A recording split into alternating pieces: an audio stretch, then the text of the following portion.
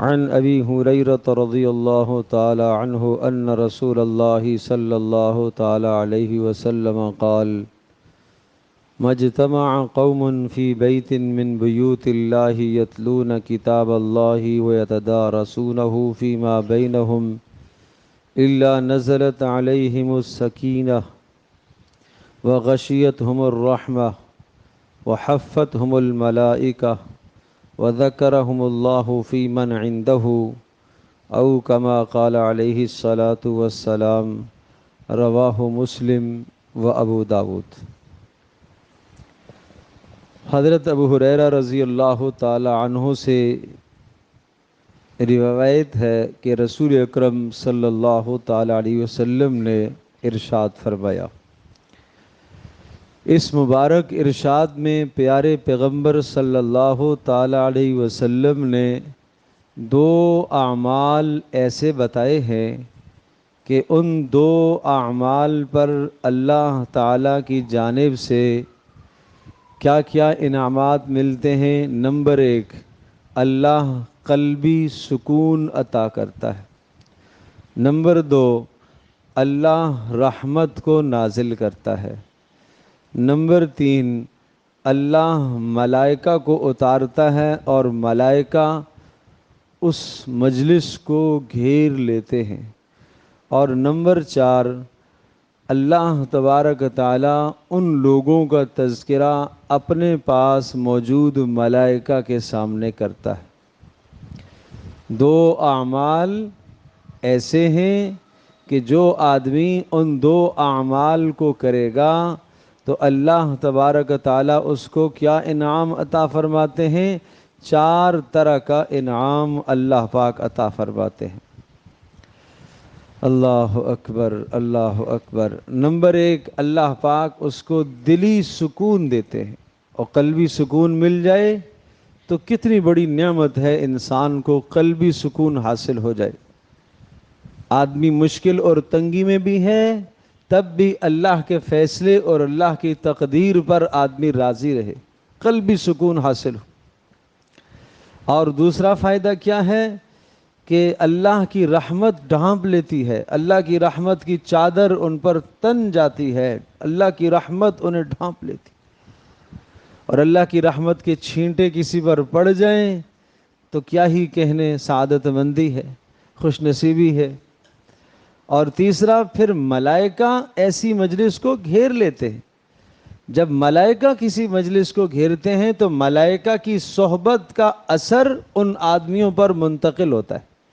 جیسے آپ کسی بری مجلس میں اور بری صحبت میں بیٹھتے ہیں تو اس بری صحبت کا اثر آپ کی طرف منتقل ہوتا ہے۔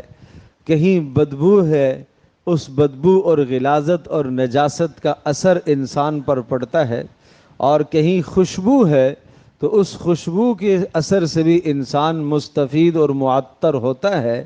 اسی طرح سے ملائکہ جس مجلس میں آ جائیں تو اس مجلس میں نیکی ہی نیکی کا خیال اور خیر کا خیال اور اچھائی کا خیال ملائکہ آدمی کے دل میں ڈالتے ہیں۔ ملائکہ ایسی مجلس کو گھیر لیتی ہے۔ اور چوتھا ارشاد فرمایا کہ اللہ پاک اپنے پاس جو بیٹھے ہوئے مقرب فرشتے ہیں ان مقرب فرشتوں کے سامنے تذکرہ کرتا ہے، دیکھو میرے بندے، دیکھو وہ میرے بندے کس نیک عمل میں لگے ہوئے ہیں۔ تو وہ دو نیک اعمال کیا ہیں کہ جن اعمال پر یہ چار انعام ملتے ہیں؟ وہ دو نیک اعمال کیا ہیں جن پر کیا ملتا ہے؟ چار انعام ملتے ہیں۔ کیا انعام ملتا ہے؟ نمبر ایک، اللہ سکون دیتا ہے۔ نمبر دو، اللہ رحمت نازل فرماتا ہے۔ نمبر تین، ملائکہ گھیر لیتے ہیں۔ اور نمبر چار، اللہ پاک ملائکہ کے پاس ایسے لوگوں کا تذکرہ کرتا ہے جو کیا کرتے ہیں؟ دو اعمال کرتے ہیں۔ اب وہ دو اعمال سن لے، کون سے دو اعمال ہیں؟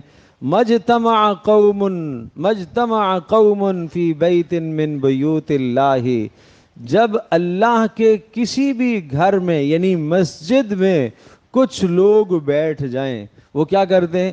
نمبر ایک، قرآن کریم کی تلاوت کر رہے ہوں۔ قرآن کریم کی تلاوت کر رہے ہوں تو اللہ کی رحمت کے فرشتے نے گھیر لیتے ہیں۔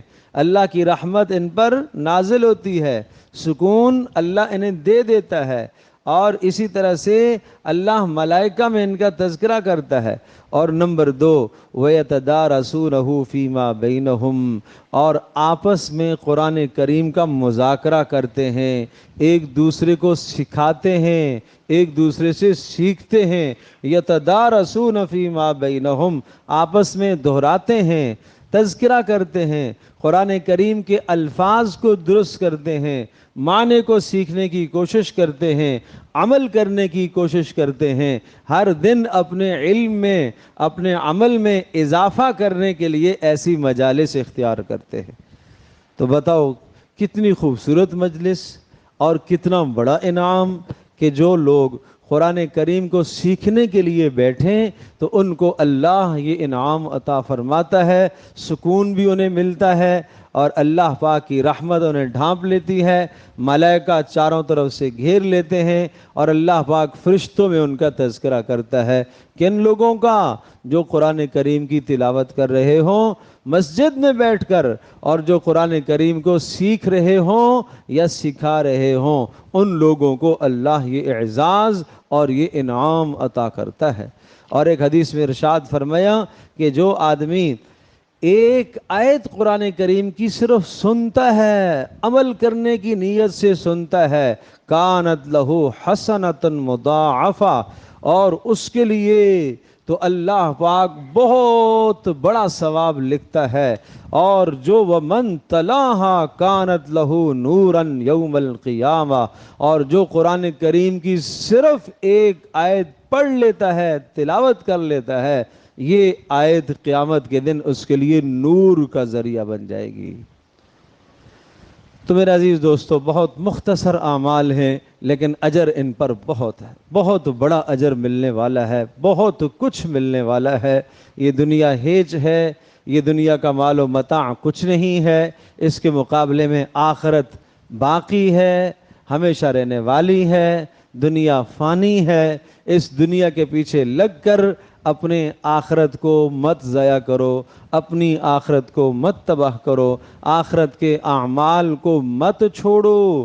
مسجد میں آؤ، سیکھنے کی نیت سے آؤ، تھوڑا سا قرآن سیکھ کر جاؤ، تھوڑی سی مجلس میں بیٹھ کر جاؤ، تھوڑی دیر تلاوت کر کے جاؤ۔ یہ اعمال بظاہر بہت مختصر ہیں لیکن اللہ کے ہاں اجر بہت زیادہ ہے، بہت زیادہ ہے۔ سارے کوشش فرمائیں گے انشاءاللہ۔ الحمدللہ۔